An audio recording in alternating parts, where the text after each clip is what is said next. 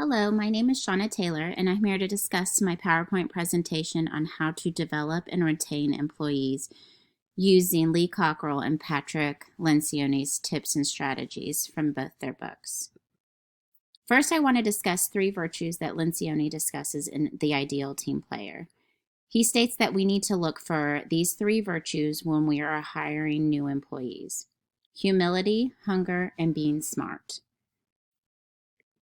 Humility is a great virtue that we need to look for in an employee because it'll show how well they will work as a team.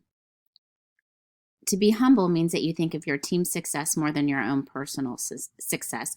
They are quick to point out the contributions of others, and they're slow to seek attention for their own self. So that's obviously something that you want to see in a new employee or someone that has worked for you for a while. To be hungry is to be motivated.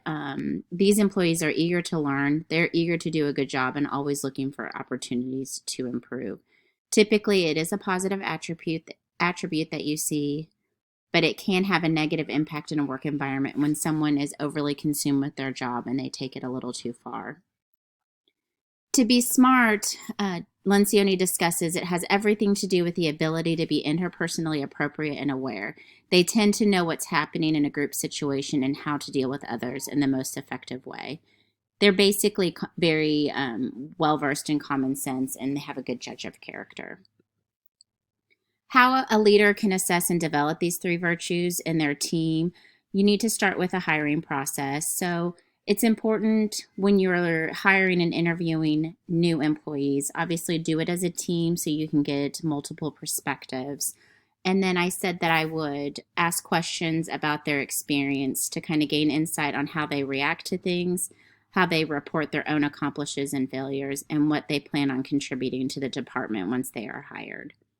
It's also important to assess your current team as well as yourself as the leader.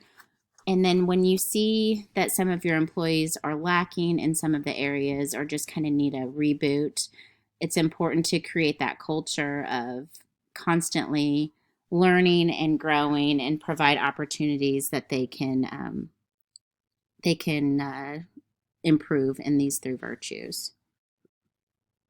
So Cockrell's leadership strategies, I loved every single one of them. For purpose of time, I decided to focus on the five that I felt very strongly about and how I wanted to focus on those as my career in leadership begins. So the five strategies that I chose out of the 10 were to remember everyone is important, make your people your brand, create magic through training, burn the free fuel, and be careful what you say and do.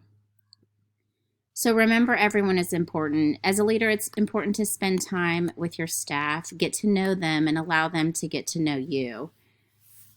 You never want a member of leadership to be sitting behind a closed door in their office all the time. It's important to be out there just talking to them on a regular basis and seeing how they spend their time at work.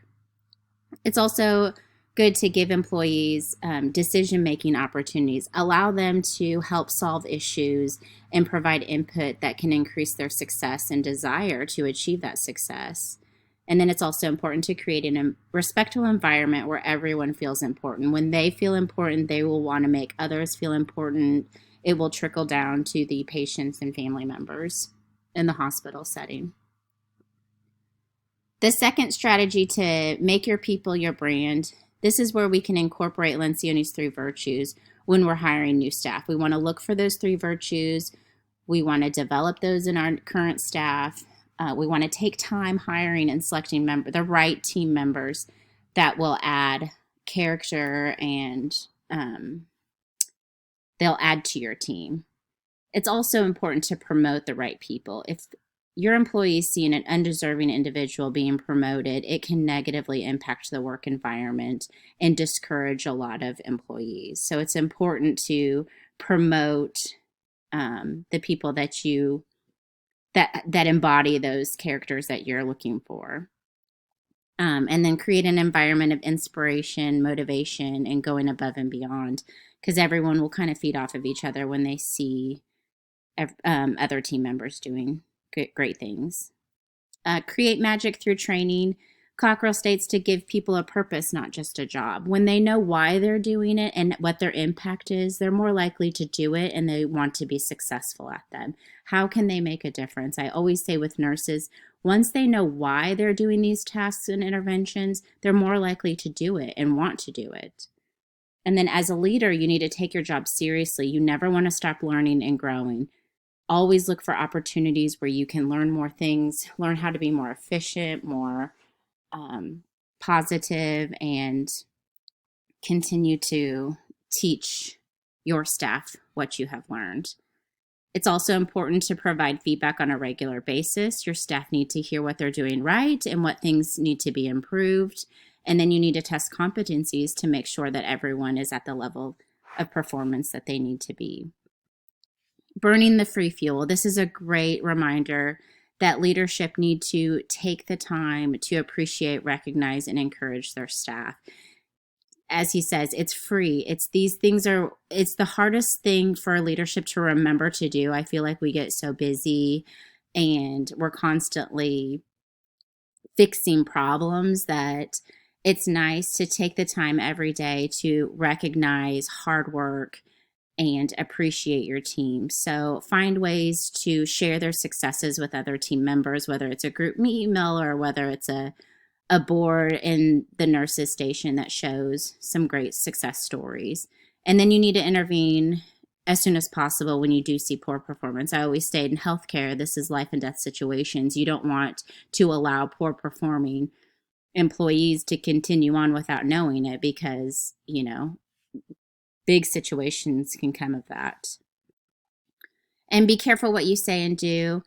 This is important for a leadership to embrace the characteristics that they are looking for in their employees. It always starts and ends with the leader. They need to be strong and passionate, positive, ambitious, motivated. You need to embody all these characteristics that you're looking for in your staff. You want to make sure that they view you that way. It's important to have high standards, to expect, great things from your team because they will rise to that occasion. And then always look for ways to grow and learn. You don't want to become stagnant in your practice, so it's important to constantly be looking for how can we all do better. Here's the references. I thought these books were awesome for all leaders to read, and like I said, I could highlight everything that all the tips and strategies that they gave because I thought they were very important. So thank you very much, and I hope you guys have a great week.